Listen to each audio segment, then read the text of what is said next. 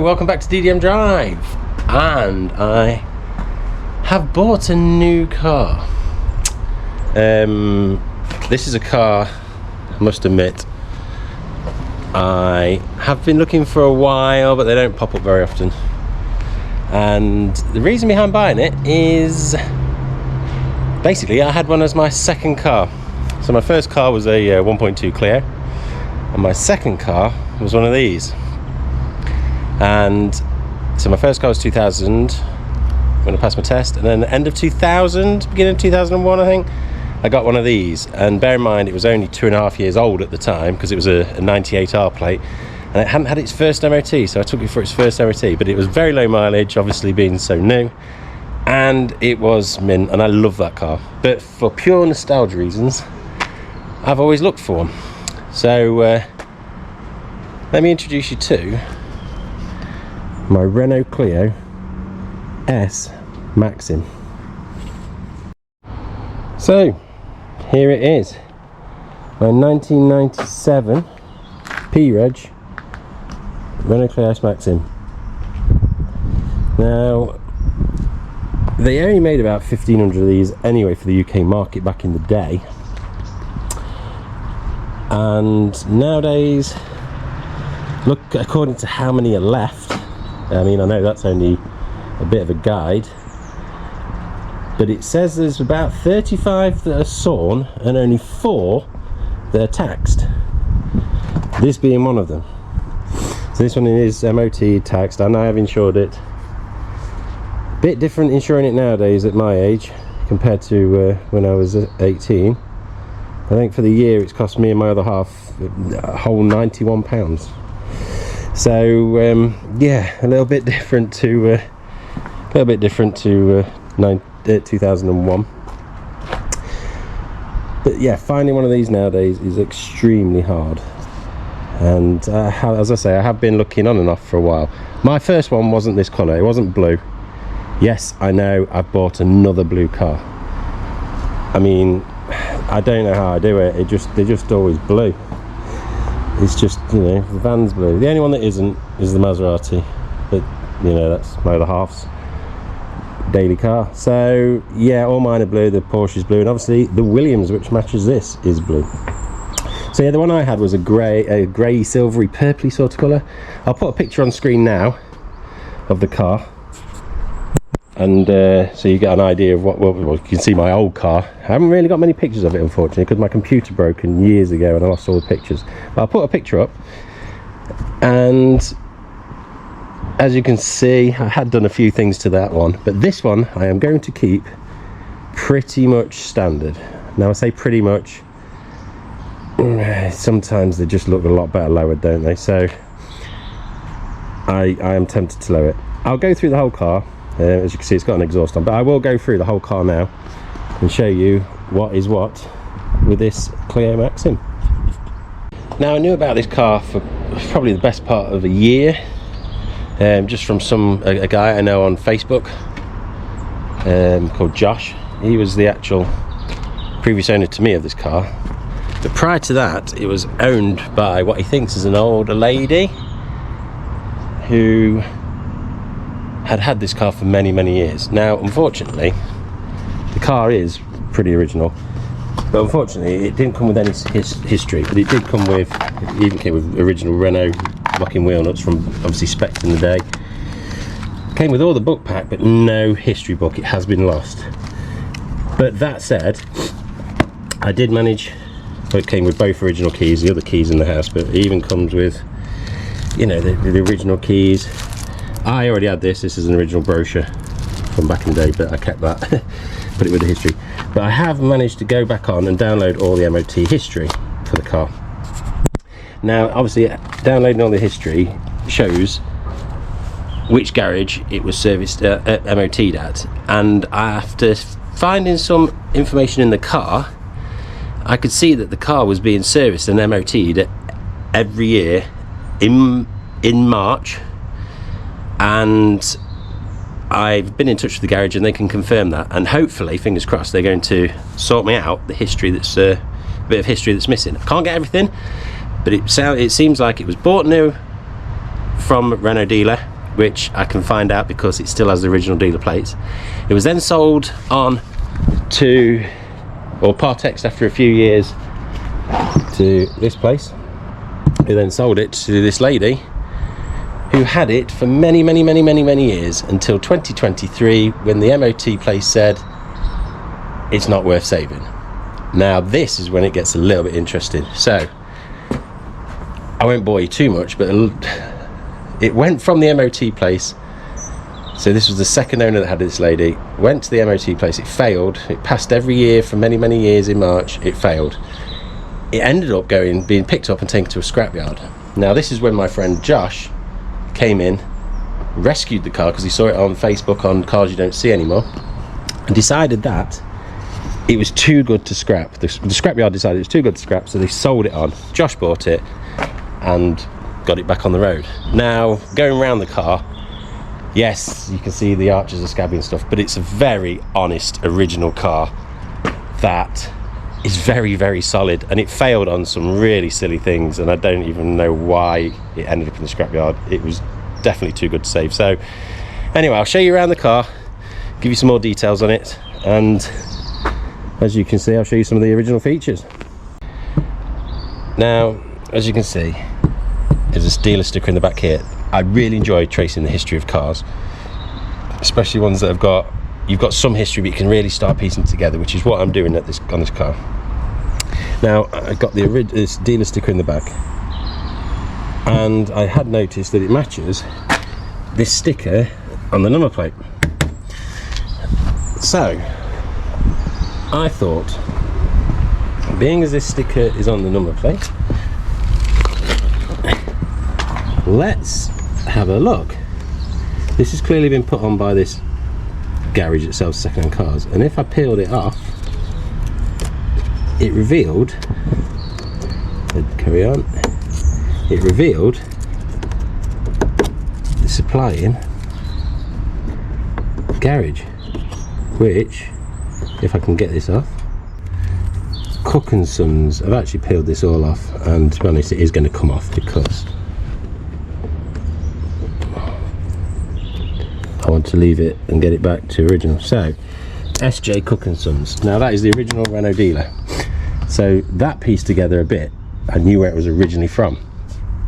I looked them up. They're still going now, and which is amazing. So SJ Cook & Sons sold the car originally, Renault dealer. They're still a Renault dealer now. Obviously then, I'm guessing it was serviced and MOT'd when it needed to be by then, because they first owned it for quite a long time. And then they Partexed it, and it ended up down the road, not far away, at Kingswood Motors, who then sold it to the second owner, which is the lady that had it all these years and had it serviced at this one garage the whole time she had it, which was from like 2000 and I want to say 2006 through to 2023, which is when obviously when it ended up at the scrapyard because they said it was no longer worth saving. And the lady or whatever probably thought, no, get rid, what's the point in spending all this money? So obviously then Josh had it, and now me. So there's only 3 previous owners. One of them, the previous one, I do know. Now obviously because it's got its original stickers, and obviously it had never been tinkered with until Josh got it, but we'll get onto that in a minute. But it still retains all its original features, you know, all the original stickers. Obviously Kingswood had put their own stamp on it with things, but all the other features, even still has the Maxim badge, which is very important to me because that was the first thing that went when I had my car. But all these original warning stickers, and even the warning stickers up here, got all those, even the original Renault mats that it came with. So to me, being this original was great. Now, being in Josh's possession, he liked the idea of it being original, but he did put a Clio 16 valve or Williams bonnet on with the squarer headlights, because obviously this being a Mk1 Phase 3 has a slightly rounder front. He did put those on, and he put some Williams wheels on it, and he also put the back box on, because the original one, which is here in the back, is blowing. So he put that on because he had it. Now, and as you can see, speaker wires in the back, he actually did put some 6x9s in. Now, obviously, when I said I'd take it off his hands, all he did is swatch the parcel shelf out, put the original one back in, left the exhaust on because that one's blowing. All it is, he took the wheels off and he just put the bonnet back on and the lights. So it's not like it was really messed around with too much. And he kept all the parts, which is good. So I am going to try and keep this as original as possible. Yes, it may go lower, but I am going to put standard exhaust back on it. This, that, the other. Standard wipers, I'm going to get rid of the more modern looking wipers and blades and put original ones on. But I'll do a video on basically going over the car and just doing some things to it. Yeah, the car does need the wheels refurbing. I mean, I've gone around every wheel and then none of them are actually curbed. It's literally the paint's just failed on them. So I'm going to have to do those. Ow, the main thing you'll see, arches, as a bit just falls off. Excellent. These are pretty solid. They're not a complete shed. They look worse than they are, but that said, I am going to get this bit cut out, painted up. I mean, there's obviously scuffs and stuff, but I am going to get the arches done and the bodywork. And obviously here, you can see, it's gone there. But the sills themselves are pretty solid. Yeah, there's a bit of bubbling here and there, but I've been all over them and they are pretty solid. And underneath the car is extremely solid, really. Very pleased with it. Very, very pleased. So, yeah, there's that arch to do. And again, on the passenger side, we also have this arch to do. But again, it's a bit flaky on the outside, but it is a solid car. Never had any accidents or anything like that. What else can I tell you about the car? Oh, there you go, the boot. Only a tiny bit there, the boot's normally rot. Being the S Maxim, a bit of history on the S Maxim. So the S Maxim came out with a 1.4 engine. It was essentially a Mk1 Phase 3 being with the rounded lights, RSi with a 1.4 engine. By this time they had discontinued the 16 valve and the Williams that had long gone. So the RSi was the top of the range sporty one, 1.88 valve. So this is essentially an RSi with a 1.4 engine. Differences with the RSi, other than the engine, is RSi has this RSi side skirts. I believe the RSi has electric mirrors. And I believe it has rear discs, whereas these have drum, being a 1.4. I think that's pretty much the only differences between the actual looks of them. The Maxim comes with the colour-coded rear spoiler, which is basically a Williams spoiler, because it was only the Williams ones that were actually colour-coded beforehand. They went to these. It comes with the RSi wheels. But other than that, oh, and the other thing with the RSi is inside, it's the same interior as the RSi, but on the RSi, because the 16 valve had been discontinued, they decided the RSi, being the top of the range sporty one, then should gain the extra 3 dials like my Williams has, like the 16 valve has on there. The Maxim obviously not having that. But other than that, they are pretty much identical looking. So that's a little history on the Maxim. The name Maxim, I don't, it was in some sort of collaboration with Maxim magazine, the men's mag from back in the day. Well, I think it's still going, but yeah, it was in some sort of collaboration with Maxim magazine, and I think it was to try and aim it at younger lads, because insurance in the 90s was crazy. I think it was to try and aim it at lads wanting a sporty sort of car, but insurance friendly. So hence the collaboration with Maxim. Obviously it's called the Clio S Maxim, S there for sport, which would normally say RT or RSi or whatever the car was. And yeah, so that's a little background history on the actual Maxim itself, the model. So very rare car now, as I say, only about 4 left physically taxed on the road. this car has clearly been looked after and not been boy raced. Obviously before Josh fitted the 16 valve front end, but other than that, it really is an original car. It's got all its original seats, which are in great condition. Bolster on the drivers has started to go, but other than that, inside here is really tidy. In fact, I'll just quickly show you, like the rear end, the rear seats, all very tidy. Sunroof very tidy and works and doesn't leak, which is absolutely amazing. All Mk1 Clios with sunroofs don't leak. Thank goodness with the Williams you don't have that problem, because you don't have a sunroof.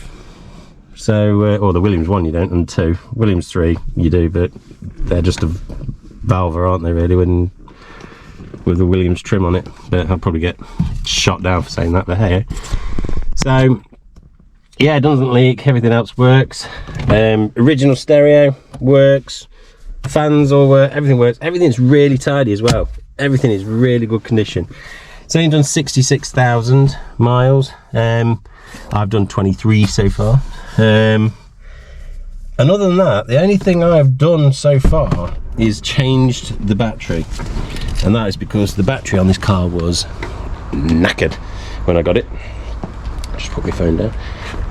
Yeah, the battery was knackered when I got it.